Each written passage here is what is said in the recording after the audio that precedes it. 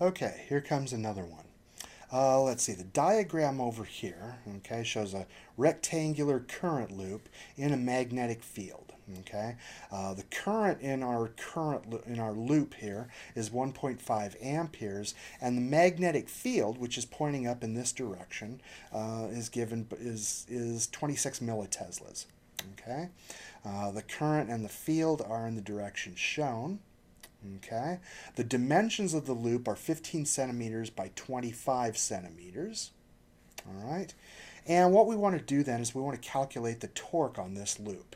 All right, also, let's see, if the loop is hinged along the line AD, so in other words, it's basically attached here and the whole thing can sort of swing up and down, okay, around that axis. All right.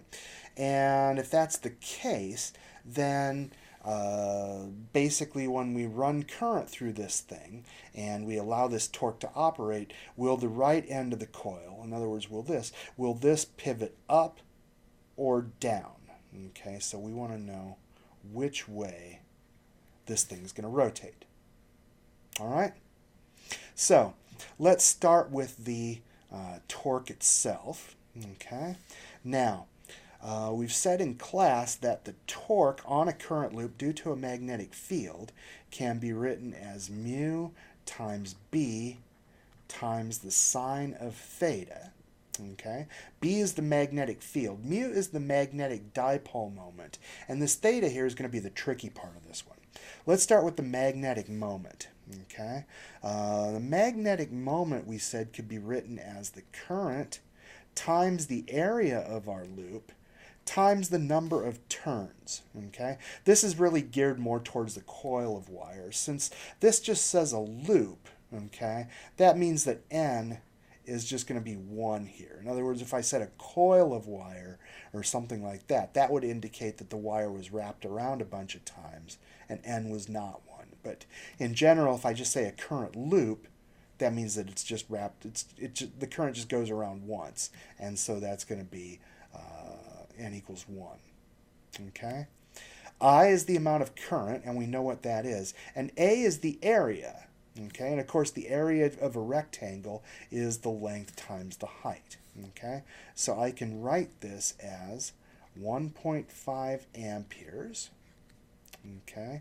The area is going to be 0.15 meters, because that's 15 centimeters, times 0.25 meters.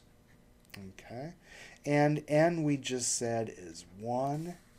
And so our magnetic moment then works out to be 0.05625. Okay? And the units turn out to be kind of weird. They're ampere meters squared, right? Because this is amperes and this is meters squared. Okay? So that's our magnetic dipole moment, and so we can say that the torque is equal to 0.05625 ampere meters squared times the magnetic field, which is 0.026 teslas. Okay. And now we got to be careful about the angle here. This is one of those weird angles. The angle is the angle between the magnetic field, which is here, and a line which is perpendicular to the circuit. And so that's a line there which is perpendicular to the circuit. And so the angle that actually goes in our formula is this angle here, which notice if this is 40 degrees, then this has got to be 50 degrees, okay, because they add up to 90. All right, so you got to be careful because in these problems, sometimes the angle you use in your formula is not the angle that's actually given to you in the problem. It's some, it's some related angle as it is here. Anyway, in this case, this torque gives us, let's see, 1.12 times 10 to the minus third. And of course, in SI units, we've been working all the way through this in SI units. In SI units, torque is in Newton meters. Okay? So that's our torque right there. All right. The other way we want to figure out is which way this circuit is going to rotate. Okay?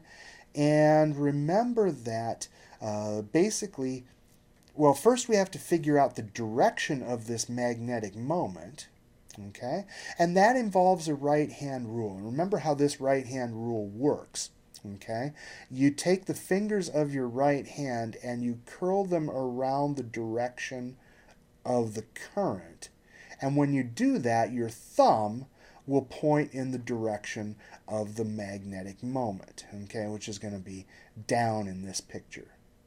All right, so that's the first thing you have to figure out is the direction of the magnetic moment. The magnetic moment points down, and then the torque is going to try and rotate the magnetic moment towards the direction of the field.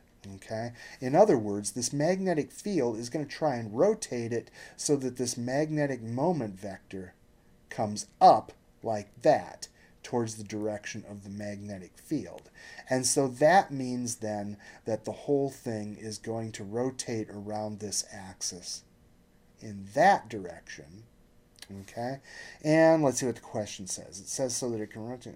Will the right end of the coil, that's here, move up or down? And the answer is it's going to move up. Okay, it's going to rotate like that. Okay.